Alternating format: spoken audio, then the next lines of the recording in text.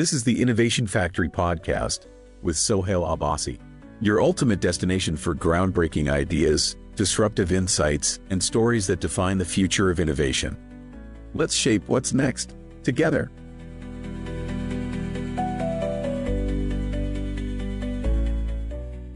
All right, so today we're going to do a deep dive into something that honestly trips up a lot of startups. It's called the product development trap. Yeah. And we're going deep on this one. Using a Substack post by Sohail Abbasi. Okay. He's a founder who's kind of learned about this the hard way. Right. So if you're into the startup world, or honestly, even if you're just curious about how successful things get built, Yeah. this is going to be a good one.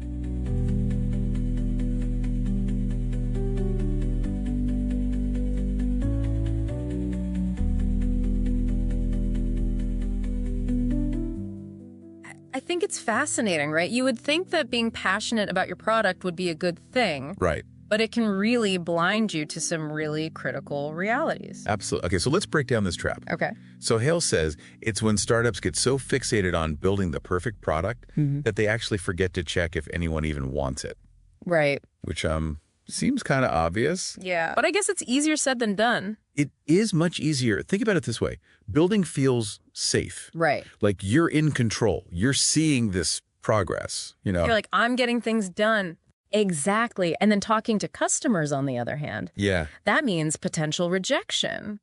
Hearing that your baby might not be as perfect as you think. And nobody wants to hear that. Nobody likes to hear that. So it is really tempting to just kind of put your head down in code and just assume if I build it, they will come. Yeah.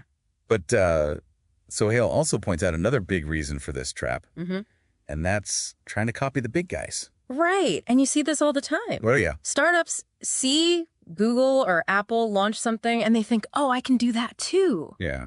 But they forget that those companies have tons of resources and brand recognition that a fledgling startup just doesn't have. It's not a level playing field at all. Not at all. So what's the big risk here besides, pouring your heart and soul into something that nobody buys? Well, I mean, that's a pretty big risk on its own. Yeah, that's true. But it also makes attracting investors a complete nightmare. Oh, yeah. If investors, they want to see traction. Right. They don't just want to see a cool idea. They want to see. They want proof Yeah. that there's demand for what you're building. So how do we avoid falling into this trap? So Hale's big solution is this 50-50 rule. Yes. Fill me in. So he got this from a book called Traction. Okay. And it basically says you need to split your time evenly between product development Oh. and actively finding customers and understanding their needs. Wait, 50-50? Doesn't that slow down the actual building process? It might feel that way at first, Right. but it actually speeds up your learning. Okay. The sooner you talk to users, the sooner you figure out if your idea actually has legs. What features truly matter, who your ideal customer really is. So it's not just build and pray. Yeah. It's build, talk, learn, repeat. Exactly. Makes sense. But how do you actually do that? Is it just about sending out surveys? It's way more than surveys. Think about it like building a bridge. Okay. You wouldn't just start on one side and hope it magically connects to the other side, right? Right. You need to survey the land. You need to figure out where the other side, or even IS. Otherwise, you end up with a very impressive bridge to nowhere. Exactly. And that's where a lot of startups go wrong. Yeah. They're building without a clear destination in mind. Okay. So Hale uses this great example of Dropbox early on.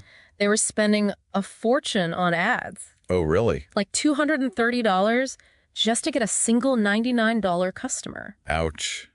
Yeah, the math doesn't really work out there. Not sustainable. Not at all. So what did they change? They switched to a referral program, letting users do the marketing for them. Oh, It leveraged social proof. okay. People trust recommendations from friends way more than some random ad. Smart move. So it wasn't about the product itself being bad.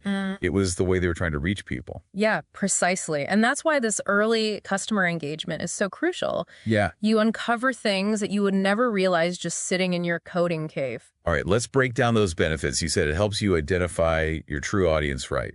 Give me an example. So imagine you think your product is for like busy professionals, but through customer interviews, you discover that it's actually students who are loving it. Suddenly, your whole marketing strategy shifts. Okay, that's huge. And what about features? I bet there's some surprises there too. All the time. Yeah. You might pour months into a complex feature that you think is revolutionary. Right. And then users tell you they barely touch it. Right. But that simple thing that you almost left out, Yeah. they can't live without it. So it's not about what we think is cool. Yeah. It's about what actually solves problems for them. You're getting it. Okay. And it goes even deeper than that. You learn how they find your product, how they use it, what's confusing, what's delightful. It's like having a direct line to your target market. It's almost like they become co-creators, helping you build something they actually want. Exactly. And that brings us to Sohail's point about building a great product not being enough. You've got to make sure people actually want it and you use it. Yeah. Yeah, it all comes back to that 50-50 balance development and engagement, easier said than done, right? Oh, yeah. It requires a real mindset shift for, I think, a lot of founders. Absolutely. Because it's so easy to just get attached to your ideas, to believe in your vision so much Yeah. that you maybe miss those critical signals from the market. Yeah, and that's where this 50-50 rule becomes so powerful. Mm-hmm. It forces you to get out of your own head, out of that, coding bubble, and actually connect with real people who might use your product. I imagine it can be humbling, too. Yeah. Hearing that what you thought was this killer feature is actually kind of, to your users. Humbling, yes, but also incredibly valuable. Right. It helps you separate your ego from the product. Yeah. And focus on what truly matters, solving problems for your users. And that feedback loop, constantly iterating based on what you're learning. Right. That's what sets apart the successful startups from the ones that would end up building that bridge to nowhere. Couldn't have said it better myself. One thing I find really interesting is how this 50-50 principle can apply to so much more than just startups. Oh, tell me more about that.